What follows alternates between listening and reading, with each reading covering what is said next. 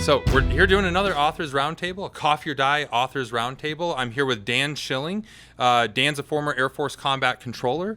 He's a New York Times best-selling author of Alone at Dawn, and most recently, The Power of Awareness. Also has, a base jump world record in there? I do have the most base jumps in 24 hours. Wow, that's incredible. And then we've also got Michael R. Shea. He's the senior editor of Free Range American, editor at large of Field and Stream, storied career in the outdoor writing space. Right, he's been all over the place, writing about killing animals and usually trying to kill an animal at the same time. Right. Yeah, and eating them. Yeah, yep. And eating them, the best part. Yeah, my specialty. And fostering domestic relations by actually dressing out your deer in an apartment, if I caught that right on a previous occasion? Yeah, absolutely. That was actually my first big story for Field and Stream. I was I was actually a video editor, and it was a Christmas party, and one of the more senior editors came in and, what are you guys up to? And I showed him a picture of a deer hide on a fire escape in Manhattan, and I said, I just tanned this out in my bathtub.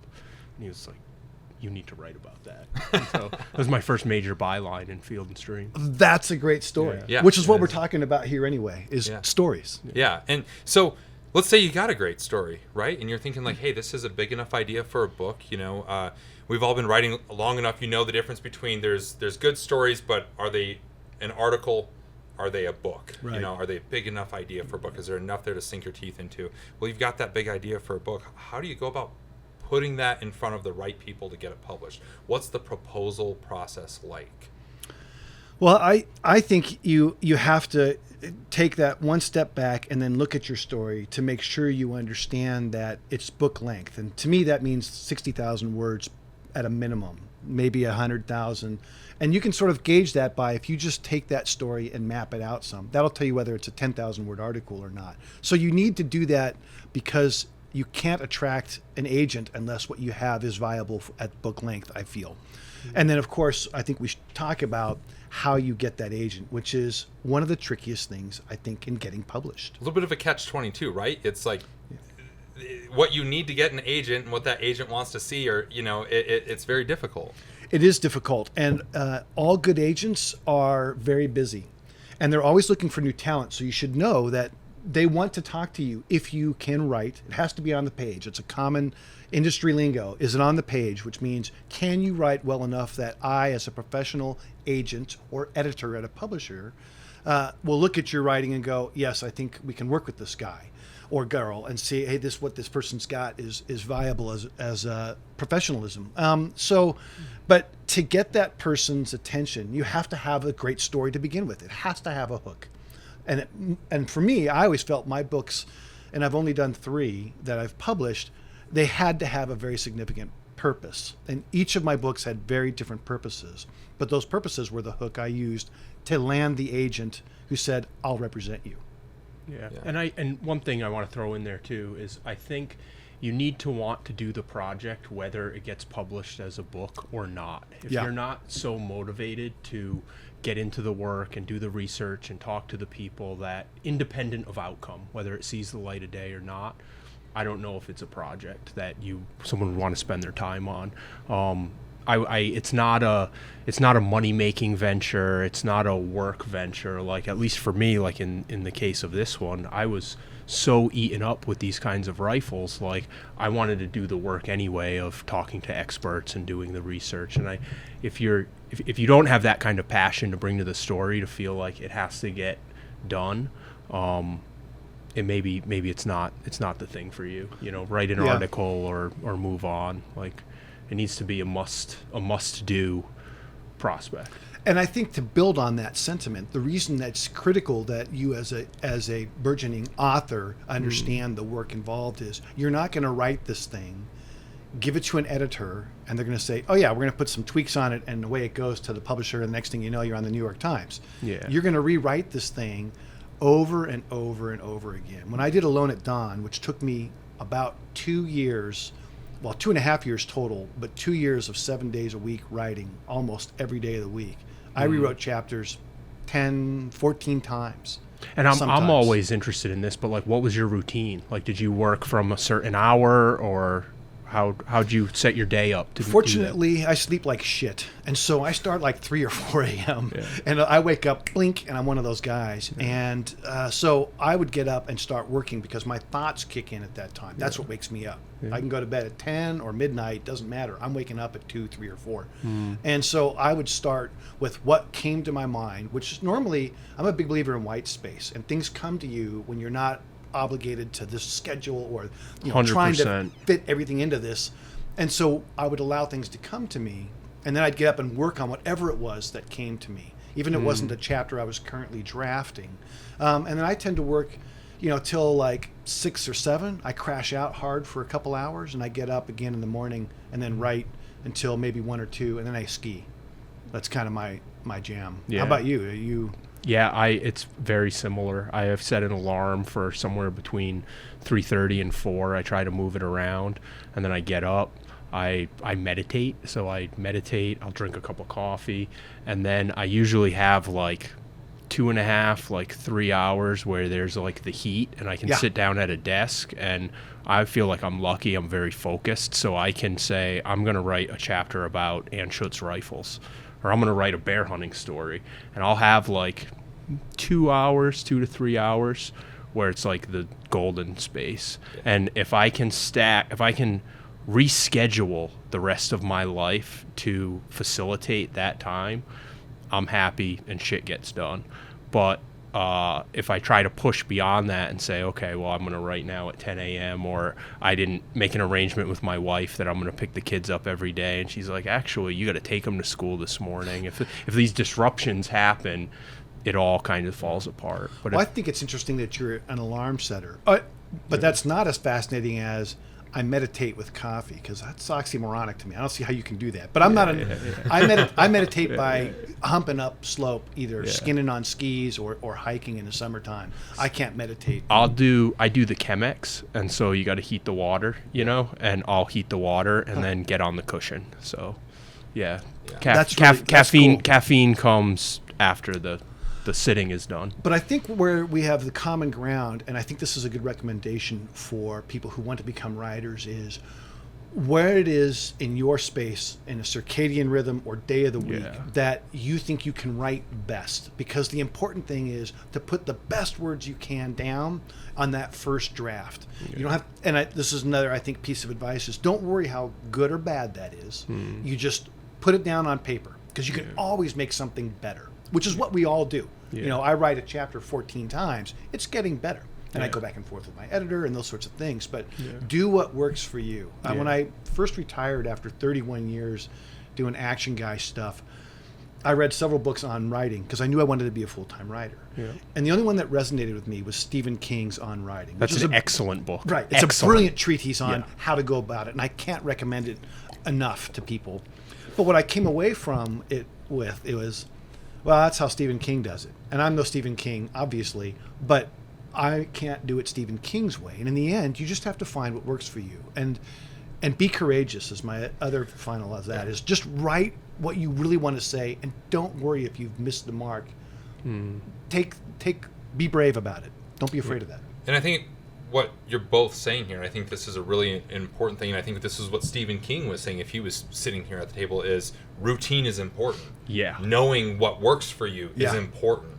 And I think that knowing what works for you only comes through putting in the reps. And figuring out, like, hey, this is what works for me. This is the time of day. This is my golden hour. Or it's usually golden hours, but it's and I totally agree with you that magic time where just all the things are going. I'm not a 10-12 hour a day guy. I'm like, hey, I can get a solid 3-4 hours in, and it's going to usually be like, I'm pretty happy with it. It's going well for me. And you have to you have to protect that time. So like, I know what works for me, and I have to be ruthless with my full-time job, with my family, with everything. Like, if I'm going to keep doing this, like, that alarm goes off, I have to get up, and this is the only thing I'm doing till 8 a.m. or whatever. You can have me for the rest of the day, world, but this is the time to do the work. And I think that is what separates people who say they want to write books, which you encounter a lot of people who say that, or I've got a good story and I want to write something, and those who will really write, is if you want it bad enough, you will protect that time. And when I started writing books, I was still in the military, and I wrote 2 novels in the last few years before I retired, because I was up in D.C. doing a banker's job. I hung out at CIA and NSA and all the A's, and I commute on the metro every day, and I had like an hour each way, and it's like, okay, I'm not doing anything else but this. Yeah. And frankly speaking, I gave the government my very second best effort my last 3 years, because I had a social butterfly job, but I wasn't hunting people downrange or anything, and so I could do that. But you could tell I felt I had turned a corner, because I pushed everything else out of my life. That wasn't my wife and I keeping our relationship healthy, but I was writing books all weekend, every weekend, at night. And that's the other thing, is if you don't have the opportunity that you and I have to protect that time, you have to make the time at night, which is what Stephen King did. He was writing articles at night. He was working in a laundry for a hospital, I think. And at night, he was just cranking out work. And you'll know if you want to be a writer, because you're taking the time to do what you said, which is right. Yeah. So... I just want to throw this in, because we're talking about writer tips, and this one's like kind of a cliche, but it's one of my favorites, and it really works for me. I think it comes from Hemingway, and he would say, never drain the well. And what he meant was never get up from the desk not knowing what you were going to work on the next day. So like if I'm in a story or in a chapter or in the work, I don't end on a whiteout. What am I going to do next? I'm ending that section on like, okay, so I wrote a bear hunting story. We are now moving out of the cabin and up the mountain. And then I'm like, all right, I'm done. I'm good. I'm going to go and get on with my day and start it. That's one of my favorite, and it's probably been one of the most influential things for me as a writer, was whether you're writing an article and you're just, like a long form piece where you're ending one section, you're going to write the lead of the next section, or you're finishing one chapter in a book and you're going to write the lead of the next. Like, I'm always like, write the next lead, so that you got that engine turning, and goes into your white space theory there, which is, hey, you need to be thinking about this stuff in a void, not actually at your computer, not actually, like a lot of writing happens not at your desk. Yeah, that's and such a great point, because a lot of your writing, I'm thinking about stories all the time. And I'm not writing very much right now, because I'm engaged with promoting this book, and we founded an institute around it. And so we're going to take this out to the world, is my hope, which is impacting my writing. But I just have to accept that, and it bothers me that I'm not writing. I feel like I am stalling out as a human, and that pisses me off. But my routine, I am not able to stay in it every single day. So like I will get on a project and I can go months. I went 6 months writing that book keeping my golden hour alive. But then once that project was done, there's always space between me getting a new project. What is the next big article I'm going to write? What is the next book project? And that's what I struggle with, is moving in and out of setting up that time and being disciplined with a very concrete project, to then finding the next project, getting involved. So I guess that's a lot of backstory, but it's a question. Do you find you are able to keep that momentum up every day and go project to project, or do you have downtime? I try to insert downtime, but I think I'm a victim of government programming, because I worked at a very high ops tempo for many years. And so, you burn up a lot of things, including relationships, when you do that kind of lifestyle. And so now it's not an issue of having that discipline, because there's 10 books I know I want to write after these. I already know some of what those are. Some of them are half written. So I have those. And when I'm not working on this project, or I'm in the editing process with my editor and we're cranking for 6 months to make the improvements, I am thinking about those stories. So I don't think I have that. But the discipline aspect falls aside because you aren't writing. Now, the one thing I might differ from you guys on, and this is just emphasizes the point that there is no one way to be a writer, is when I was doing this book, there were days I spent 12, 14 hours at the desk cranking. Wow. Yeah, no, it was, and I was relentless when I was on it, and I didn't care where I ended at night. I knew I had to do this. I spent a week writing the last minutes of John's death. A week on a few minutes, and I did that hours every day. Yeah, I can absolutely relate with that. My I think when I get my best writing done is those 2 to 4 hours a day. But there's absolutely those times where I'm always, I think like a lot of writers are, never really satisfied with it. You always think you can do a little bit better. That there's you're missing that one great sentence in there. Or you're missing like it's not. There's always something that can be better, right? And then so you get closer to that deadline, and you start thinking like, okay, I just need to power through and start revamping and just, or at least that's what I do. Maybe that's not the best advice for people, but around the time that you and I had a phone call one night, man, I was doing like 14, 15-hour days, just sitting at the computer, revamping, rewriting, going through, and in some cases throwing things out and starting from scratch because like, well, this sucks, and that is, I don't think my best writing, but I think it was necessary writing. I think that there's a difference between best writing and necessary writing. And that's a segue into the collaboration between you and your editor, which is the key relationship. They're more important than an agent. You have to have an agent to get the book deal. But who your editor is going to be your co-pilot, or however you want to term it. This is the person who's going to birth this thing with you. And so you have to be able to go back and forth with that person, and you take those kind of inputs. But man, I think an important thing to remember for people who want to become writers is don't worry about what you've put on the page. You need architecture. You're trying to tell a story, but if you've got too many words, don't worry about it. Your editor is here to help you because you're in the forest. The trees are smacking you in the face as you're skiing through the woods. Your editor is the one who steps back and goes, you don't need this. So my first draft of this book was 140,000 words. The final book is only 100,000. We eviscerated 40% of the book on the first draft, threw it right out. And that's an important thing for young writers or new writers to understand is you're going to get rid of a lot of extra stuff. Don't worry about it. And that's where that editor comes in. They're going to help you with that. And you have to trust that person and have a relationship with that person. Yeah, and I really want to kind of peel that onion back a little bit more. What is a good relationship with an editor? What should a writer expect going into a relationship with an editor? I think all of us have had our own experiences. I know, Mike, you and I, just working with our writers at Coffee or Die and Free Range American, it's like, hey, sometimes you get into some contentious conversations. The writer's passionate about what they're working about. The editor everybody wants the best outcome. They want the best story, but sometimes what best looks like is up for debate, right? What's a good relationship with an editor look like? What do you look for in an editor? Oh, that's a good question. I don't know so much about what I look for, but I think I can spot like what is a good editor, and I think the first thing is they have bought into the premise of the project. If you're trying to work on a mystery book and the editor comes in and wants to make it an adventure book, like, you're going to have a problem. So there has to be like a certain level of mutual buy-in. And then I think it's a learning process, especially like what we do at FRA and Coffee or Die. We have a lot of young writers, it's not, it would be easier in some cases for me as an editor to open up a Word document and just fix it and change it all and make it better. But I'm not helping that writer, and I'm not helping the institutions I work for, because we want to develop talent. And so I think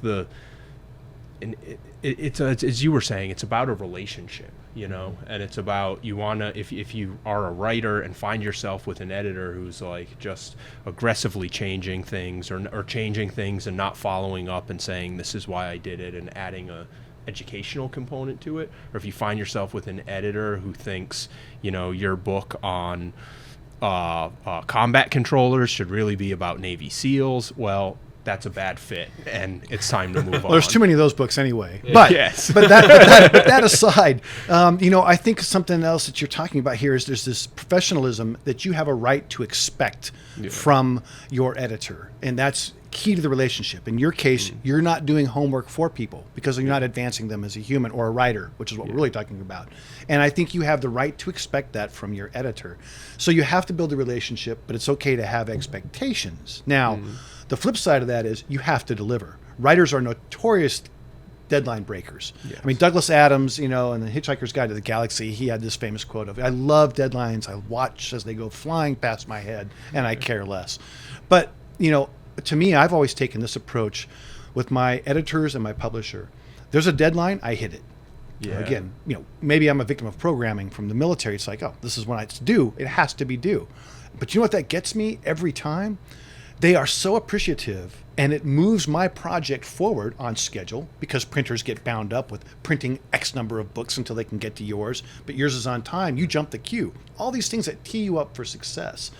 But you guys come from a different world because you're doing periodicals, and journalistic type work is very different, I think, for people who are just trying to write books, because your editor isn't somebody that you select. They come to you. That's true. And that is your editor.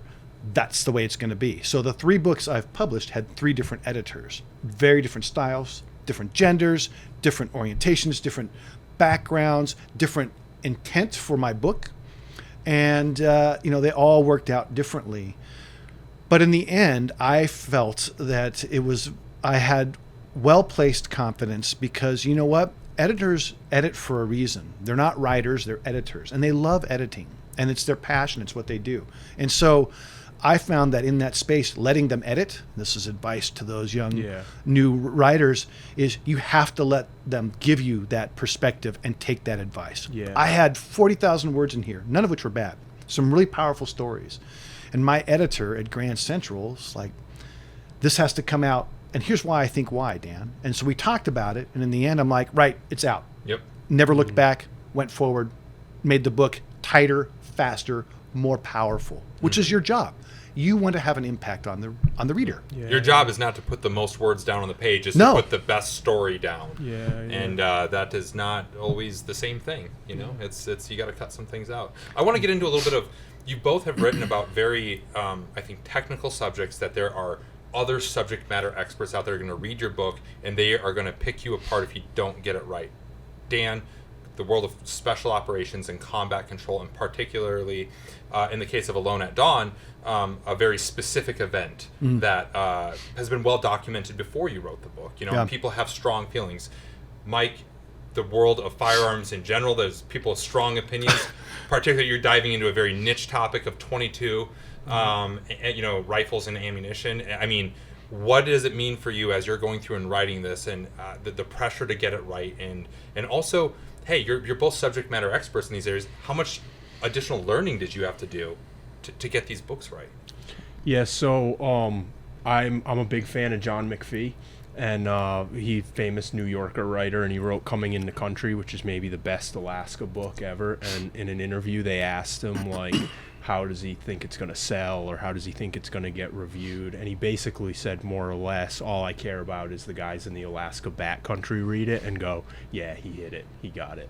And I kind of approached that with this book, and I don't put myself out there as an expert on anything. Like, my background is I was a newspaper reporter. I got a creative writing degree. I've worked as a journalist my whole life. So I went into some very technical waters, but I picked up the phone and I talked to experts and I did research and I did my homework. And it wasn't like, I think not a lot of gun writing, but some gun writing. It's sort of like furthering an author's opinion, some of it based on, say, military experience or tactical training experience, and they have a system or a program or an opinion that they want to put out. I really approach this project like, I'm a reporter. I want to take in as much information as possible from the experts. And I was lucky at the time because I was writing a lot at the time for Field and Stream magazine. And so I could pick up the phone and call an engineer at a gun company, and they would scramble to answer because it was Field and Stream calling That's them, right. And so I really leveraged that access, and now that the book has come full circle and it's gotten out there in the world, like I'm humbled by how well it's done, like within this community. But I was shooting a couple weeks ago with the engineer, inventor, and co-founder of the company that invented this rifle on the front of the book. And I said to him, I know you read the chapters on your stuff. Like, if I screwed up anywhere, let me know. Like, because there'll be a second edition, and I want to correct the record if anything's off. And he just said, you nailed it. Like, it's the best thing anyone's ever written about us. And for me, that was like the John McPhee moment where I was like, I don't give a fuck about the controversy. Like, you can be controversial and tell me I'm wrong. The guys who really matter, who've looked at it, they're happy. They think it's a valuable work. So it's valuable. I agree. And I think as a writer, you can't be keep that in the back of your mind. I'm trying to make somebody happy or appease even experts. Now, my experience with this book was quite different because I was one of these guys, and no one knows about these guys, which is one of the reasons I wrote the book. And so, but for me, a good way to present this to people who are trying to figure out their own journey for writing was, so I had a purpose for the book, and then there's the people I wrote it for, and those are not the same thing. I wrote this book for combat controllers. I wrote it for them because I wanted them to see their community in the public eye for the first time. And that's who I wrote it for. So those were my subject matter experts. Yeah. But that wasn't the purpose of the book. The purpose of my book was to change the public's view of the entire U.S. Air Force. Not the public's view of combat control, not even of Air Force Special Operations, but the Air Force. That's the goal of my book. It's a lofty goal. I think we're getting there. We're going to make a $100 million film out of it. And so that's great because I'll reach more people with my books, which is what I care about. But it's okay to understand that you can subdivide why you're doing this project. And at the end of the day, I got some great advice from a very well-respected author, mentor of mine. His name's Jim DeFelice, and we were talking about the book, and I'm like, hey, listen, there's some pretty significant controversy around John's experience on the mountain.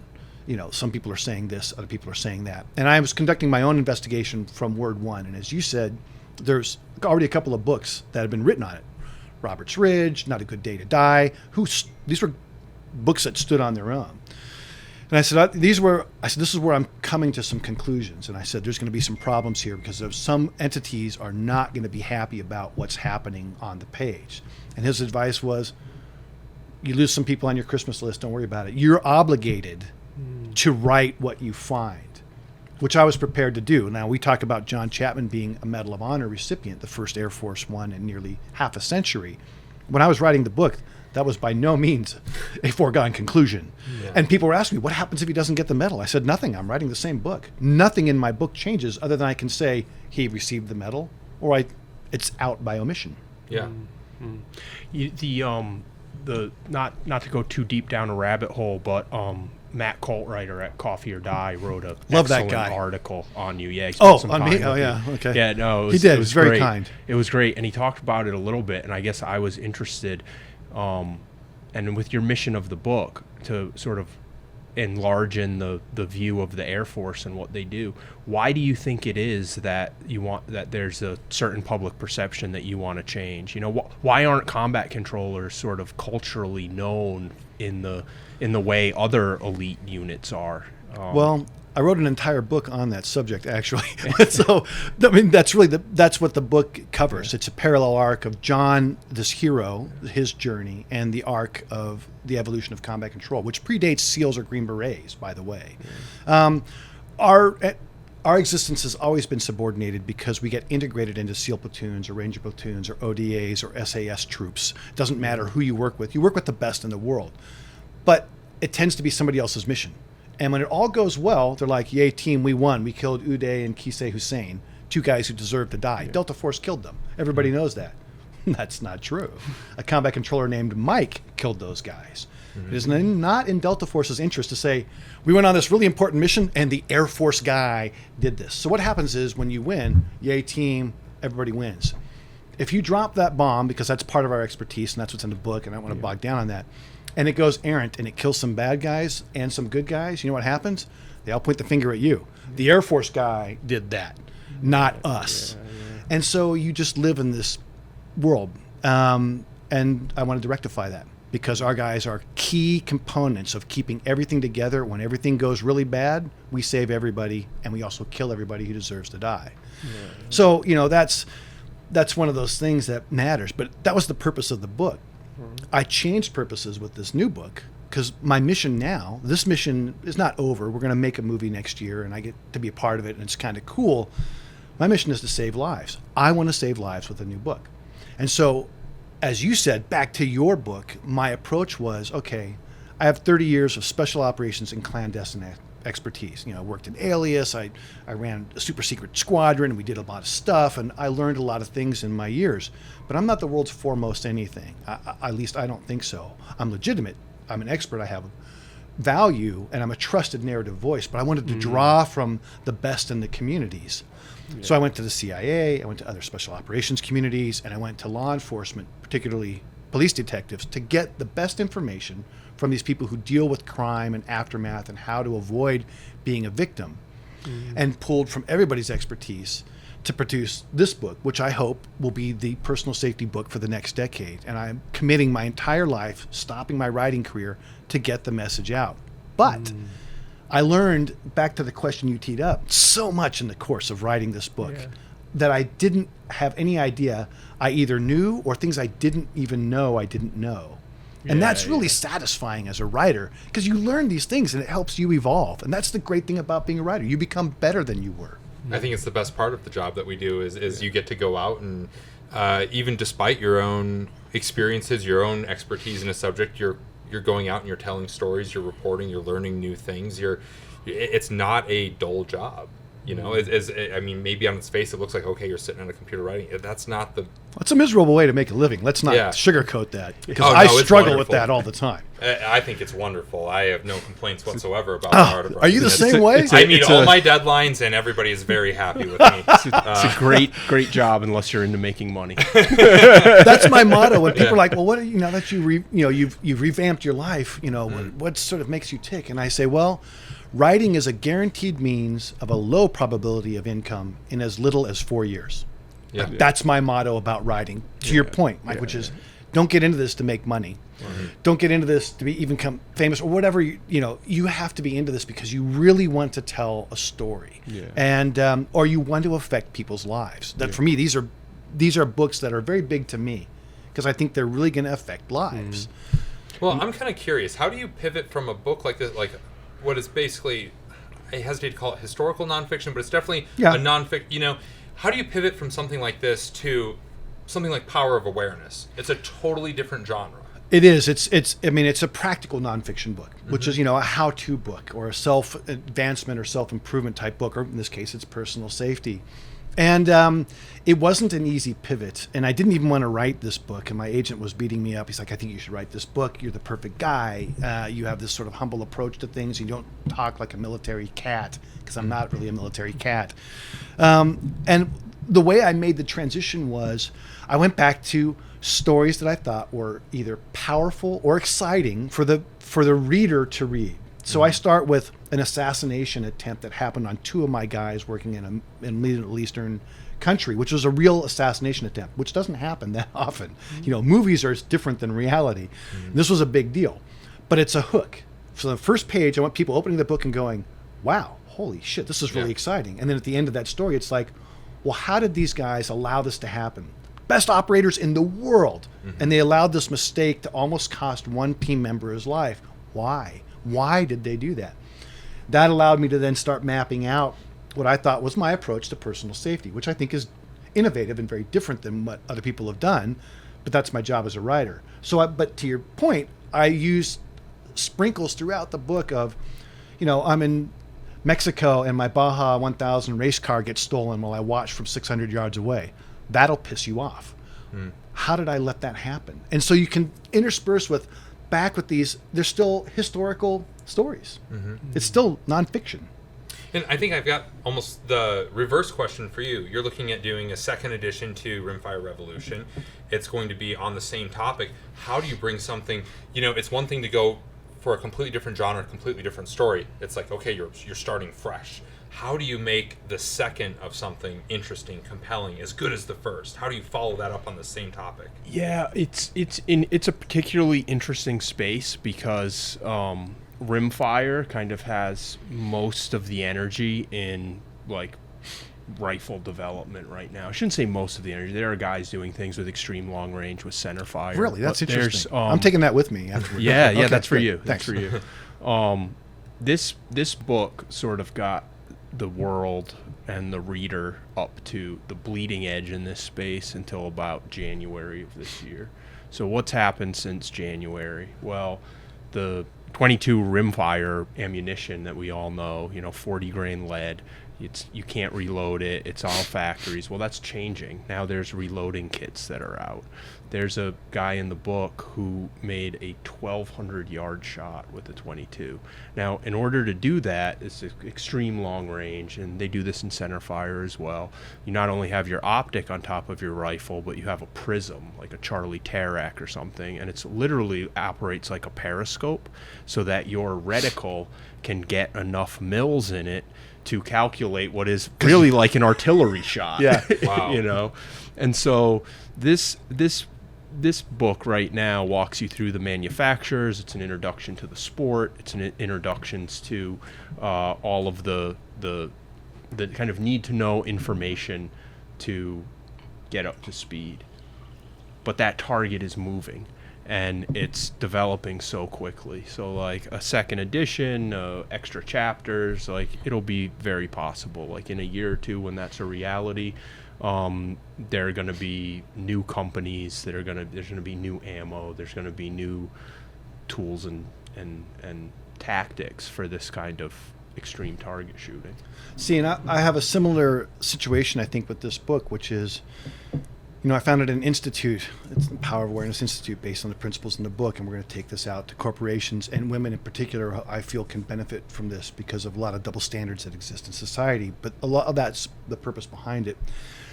What became very apparent was I need to write a companion book to this, and I don't know what all is in it yet. I know a couple of things, but I realize the feedback I'm going to get from people from this, and as I engage, I'm speaking at like the National Tactical Officers Association next month and these kinds of things.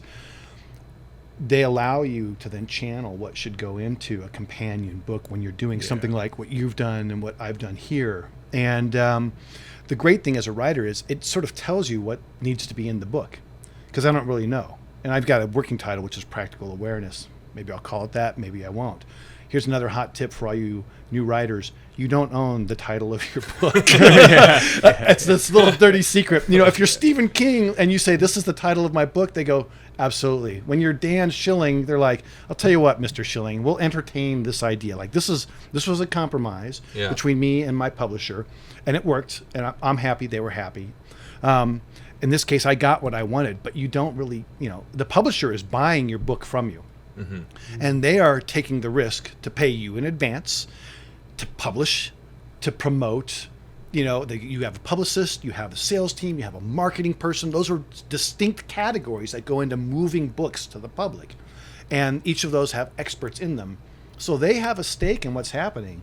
And they'll design your jacket, they'll tell you what's on it.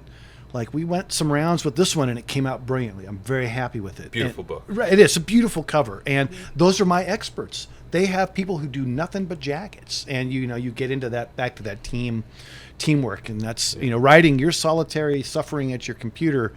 But at the end of the day, every book that gets published is 20, 30 people. Yeah. I think there's a lot to be said about know what you're good at, know where you're providing value. If you've got a book deal, you're probably a pretty decent writer. Not necessarily a graphic designer, right? Not necessarily the best at titles, things like that. Those are, I think a title is first and foremost. It's not writing, it's marketing. The title is marketing, and you're not necessarily a marketing expert. You, like you said, you should have a stake in it. It is your, your baby, it is yours because you own the words. But the destiny of your book is somewhat out of your hands. You have to realize that as a writer. Placement. How invested is your publisher? That's going to determine whether it's going into airports, whether it's going to be at the front of Barnes and Noble. How Amazon's going to push it. Well, Amazon tends to be more reactive, so whatever they think is trending, they'll promote because they're about sales only. They're agnostic about what the subject is. But people who are passionate, indie bookstores, which I'm a huge supporter of indie bookstores. King's English here in Salt Lake is an institution people know about, and they have a big say in how your book is promoted. And man, all that's out of your hands unless you continue to do the work to build people, get them to buy into what the power of your story is. My book's here to save your life. You, bookstore owner, I think I can save your life. That's an easy hook. Yeah, that's a great hook. Yeah. This, in your case, man, you're speaking to a community that are rabid about everything that they are talking about. And so you have to get that buy-in from some key people to help move your book.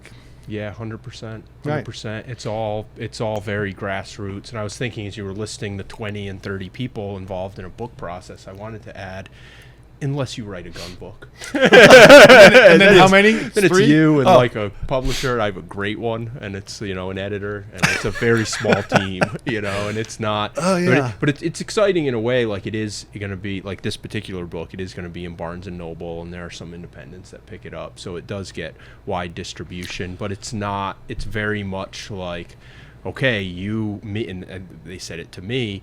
You're of this community. You're the expert. Like, what are we going to do marketing wise? And I said very early on, I was like, well, it's social media, and there's a couple forums, there's a couple Facebook groups.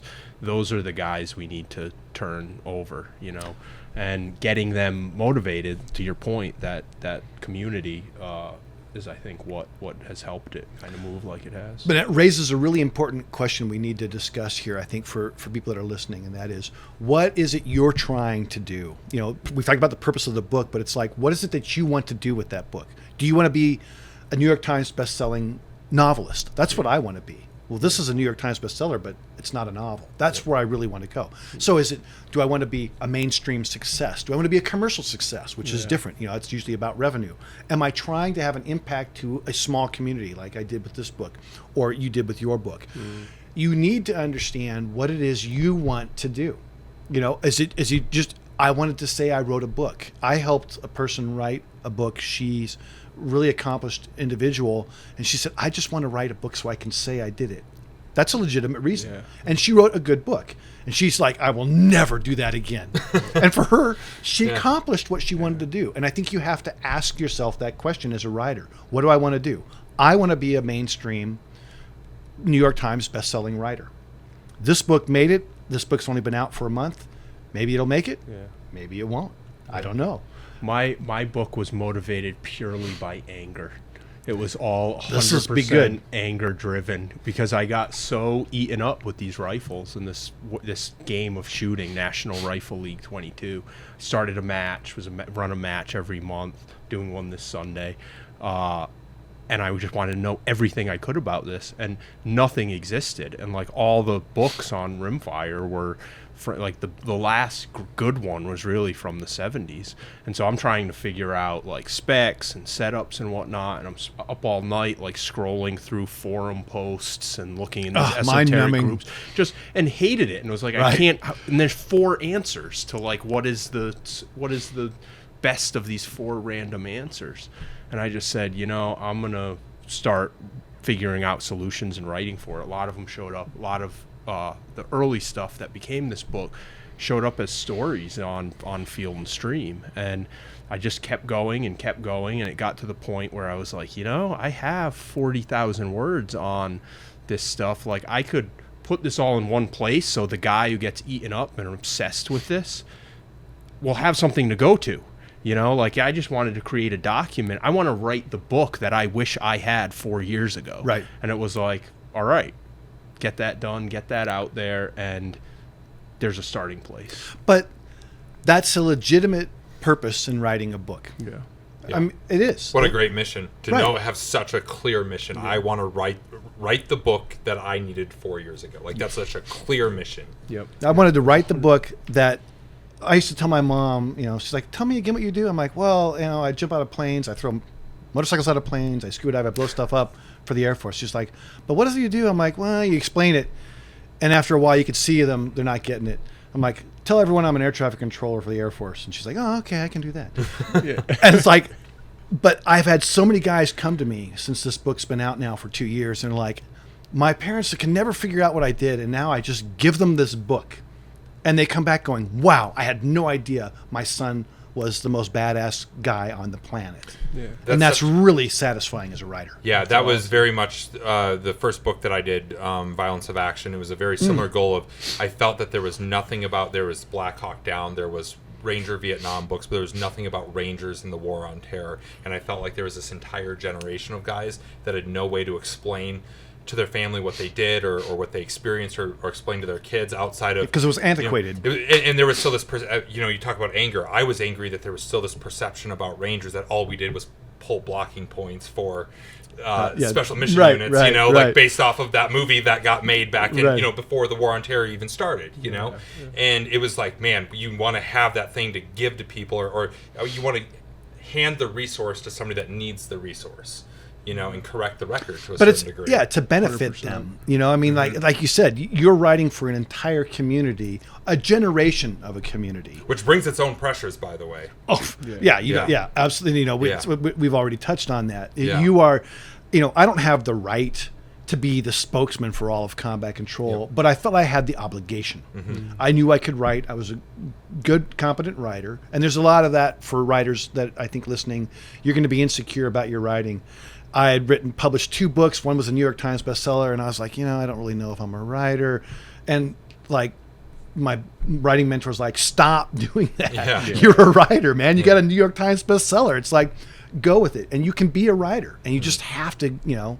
I think another point too, and this all ties together, is we all knew our audience, right? We all knew who we were writing for, and I think intimately, and I think there's like this perception out there of people are writers because they want to write and they're doing it for themselves and they're like trying to get this thing out of them, or it's very like self-indulgent and self-involved, and stylistically it needs to be a certain way. Whereas I think the best writing, and not that I consider myself part of it, but it's almost like service. It's like service journalism we used to talk a lot about in the magazines. It's like I'm trying to craft something in a way that can best communicate the information to the audience. I'm not writing because I want to be fancy or have certain airs about me or whatever. I'm writing for the reader. You know, the reader is it, and it works not when I'm happy with it. It works when the reader receives it and it helps them. It helps a community. It helps a team. And I think that's the obligation of a writer too, is, you know, the purpose we're talking about, but you have to have some value.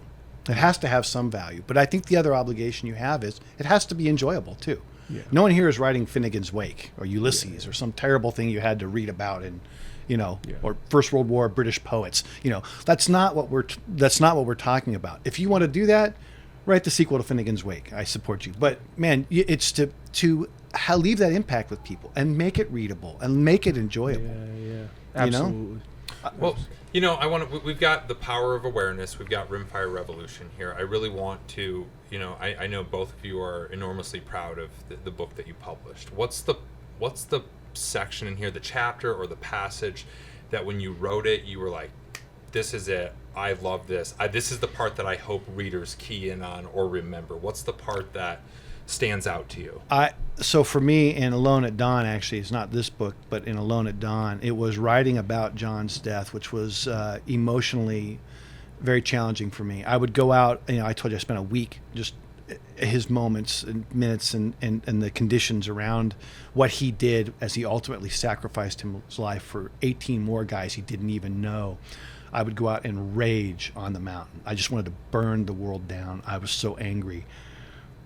But I knew that's because this was the crux of the book that was so powerful. And I think the way I expressed, you know, I can't say what John thought, but I can say what he decided to do and the actions that he took. And I can do that in minute detail because I've got the CIA Predator drone footage of what he did. My job was to put that on the page. And I think that the passage is particularly powerful for people. And it devastated me when I wrote it. So I knew it had power. And it's not like I hadn't been dealing with this material for years on end. I'd seen the video footage 6 years before, you know. Yeah. Anyway, so that for me, I knew that with this book. I don't know if you have something like that with. Yeah, not even close. Well, no, I don't mean like that. But is there a part powerful. in your book? Yeah, I think there isn't any particular section, but I think like what I'm most proud of is sort of the breadth of it, right? So what really drove the book, like I said, I wanted to write the book I wish I had, and I was also really interested in like how these rifles work. Like when I was a kid, I had that book How Things Work, and remember Illustrated Spaceships, and this is a combine, and it showed arrows, and a bolt action rifle is a very simple thing. And until I started talking to these engineers, I thought I knew how they worked. I didn't know how they worked to the level of the people designing them. And so as I learned about them and decided I wanted to do this genealogy of rifle actions. And then I got into, well, what about the companies, that are making them, and how did they get started? And so I guess what I'm trying to say, like, for example, like CZ, gun company CZ, everybody knows them. My chapter on them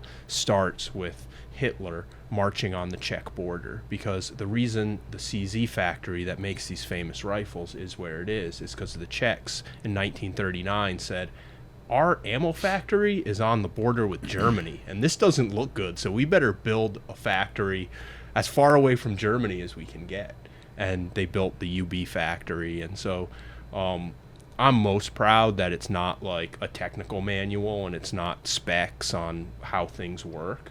It has that, and that was the original intention, but like, you're getting into the chapter on Anschutz and we're starting in Kaiser, Germany. You're getting into the chapter on voodoo and you're on the mountain with these guys wondering, like, can you even shoot a 22 this far? I don't even know. So having that historical sort of narrative kind of breadth to the story of what really is a tool, I think that's kind of cool. But it's funny. I think to that point, because that's a really great story, but it illustrates something that came about to answer your question with this book, which was quite different. I was surprised by what I thought was the most powerful aspect of this book, because this book is how not to get robbed, raped, or carjacked using CIA and special operations tactics and things like that. It's not about carrying a gun or Krav Maga.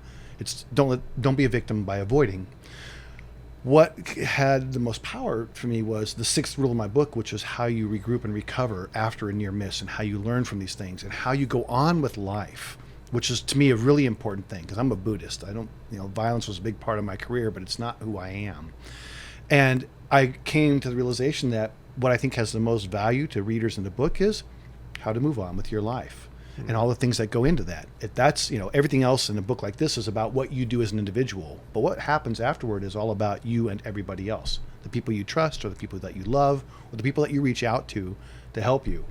And that became the most powerful part of the book, but it surprised me. Because it wasn't what I set out to talk about avoiding crime. And in the end, I think the most powerful part of the book is, what do you do with life? I don't think I could have wrote a better second act climax to this authors roundtable. Both of those, the passion that authors have about their work, and I think that's why I love that question, is exactly what both of you going into that. It's very inspiring, and I think if you're any level of writer and you don't listen to those, both of you talk about that, and you're not inspired to go sit down and do your best. I don't know what to tell you. I'm ready to go get after it right now. After hearing both of you, just find something you are obsessed with and focus on it. And don't stop. Don't give up. If you write it and you look at it and you think it's crap, write more. Mm-hmm. Keep writing. Don't give up. It's the key to all success, right? Is tenacity. Just keep writing. I mean, that's the last piece of advice I give people. Don't ever give up on yourself. If I can't speak for you two gentlemen, but if I can write books, anyone can write a book, man, because I am no towering intellect. Well, I think that's kind of a great segue into how I'd kind of like to wrap this up, which is, hey, what's the advice that you want to give to young writers or new writers who have this as a goal of, whether it's writing books or doing journalism, but writing professionally, writing as your career? Whether it's creative or business, what's the thing that you want people to walk away with?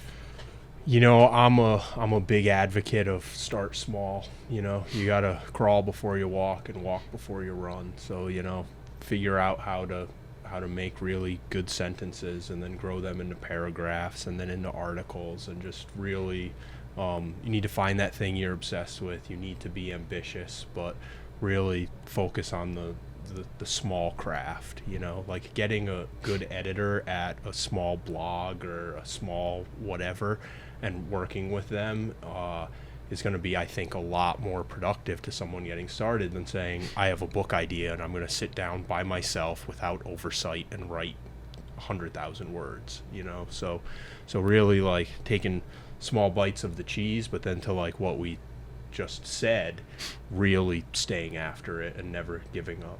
Yeah, I would echo that, and I would add something else that I think is very, very important, which is, when you are writing, you have to realize you're writing for other people. And what that means when I say that is, you're going to have to release this thing into the wild. Otherwise, you're just writing a diary. if you do not share it. So you have to make peace with that. You're going to put it out there, and it's never going to feel good enough. It's never going to feel ready enough. I don't feel any of my books are as good as they could have been. That's okay, because I put it out there and realize that everybody has the right to interpret your book any way they want. You give it to them and you say, it's about Hansel and Gretel. And they're like, I think it's about combat control. They have the right to say what it's about because they're interpreting it, just as you do with music.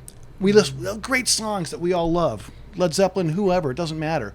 What Robert Plant and Jimmy Page meant by Over the Hills and Far Away is probably very different than how it means to me as a person who experienced it in high school. It's like that song defined my high school years. You have to realize people are going to judge your work, and you have to let them.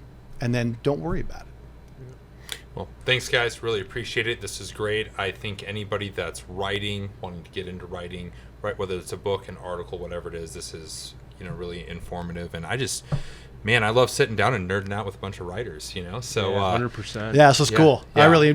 Thanks for having me on. And I wanted to be thank you. hip, so I wore a T-shirt to Black Rifle because everyone wears All right. Yeah. hip stuff here. No button downs here. No. All right. Until the next time. Yeah, cheers, fellas. Cheers. Thanks. Cheers.